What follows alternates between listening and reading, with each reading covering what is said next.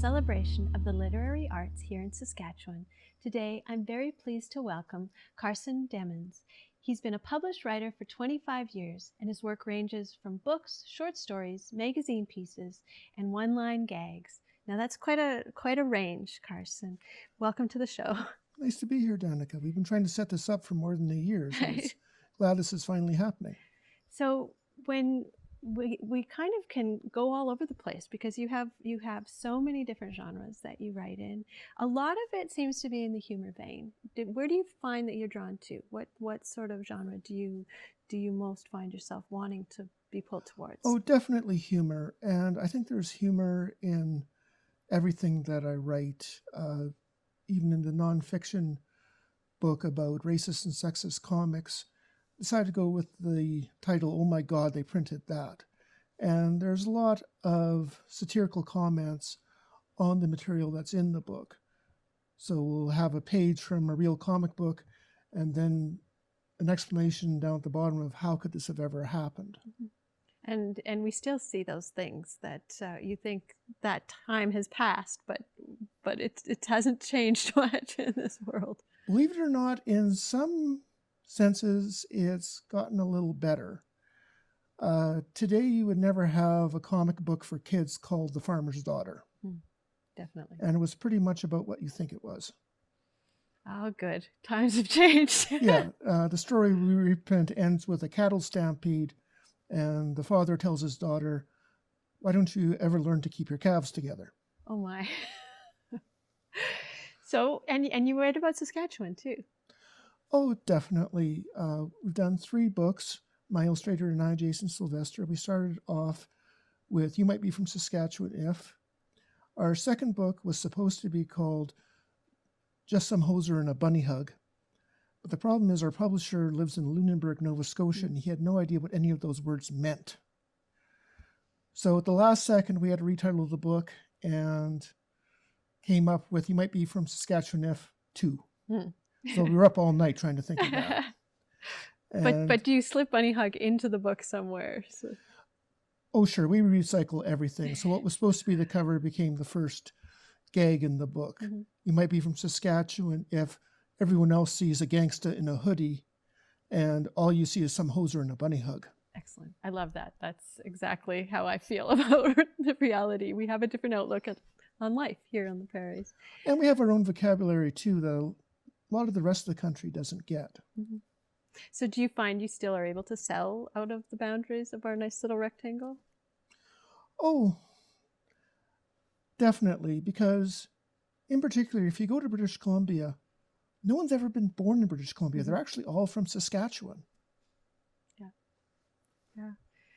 So it looks like you've got comedy, but you've also got some scary story type bits on the table as well. So do you like the horror genre as well?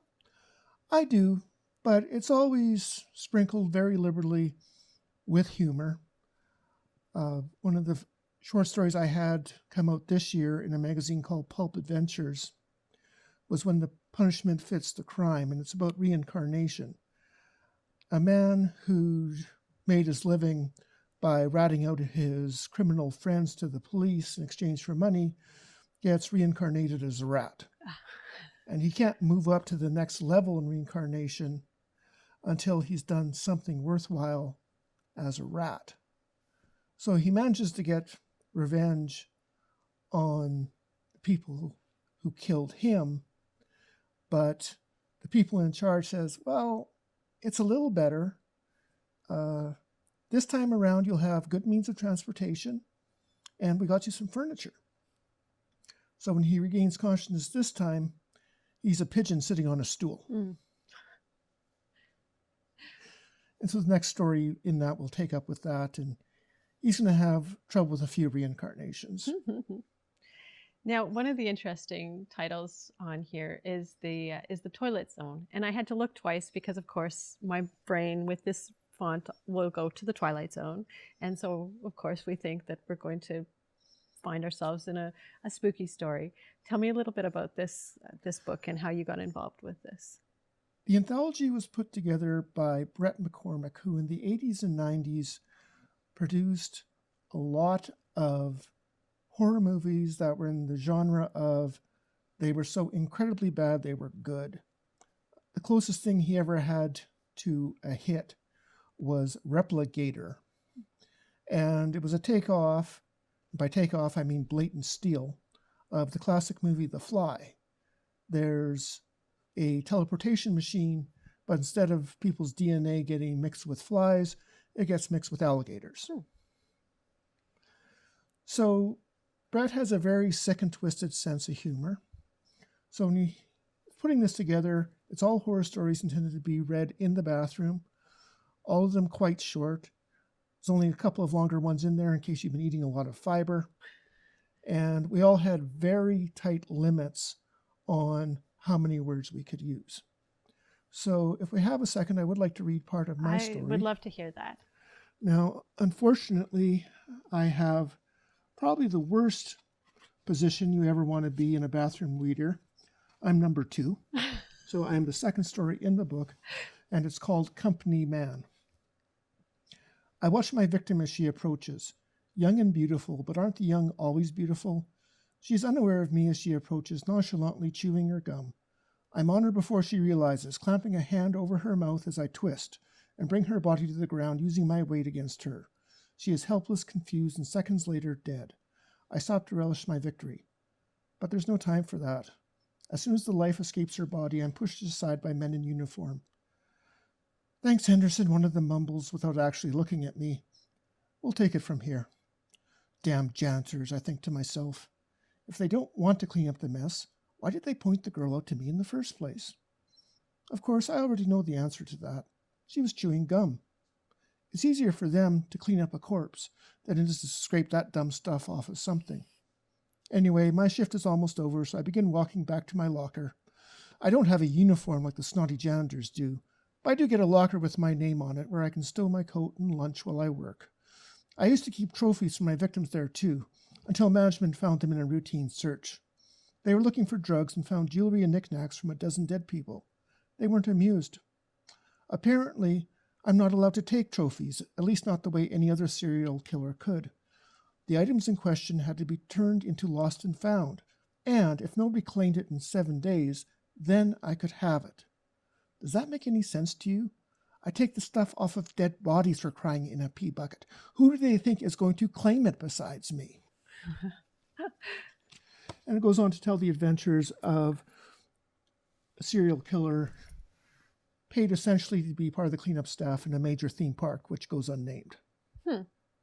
Interesting premise. And just, have you always been so imaginative? Have you always, your whole life, have you been writing and thinking of in these sort of ways that kind of think a little bit outside the box?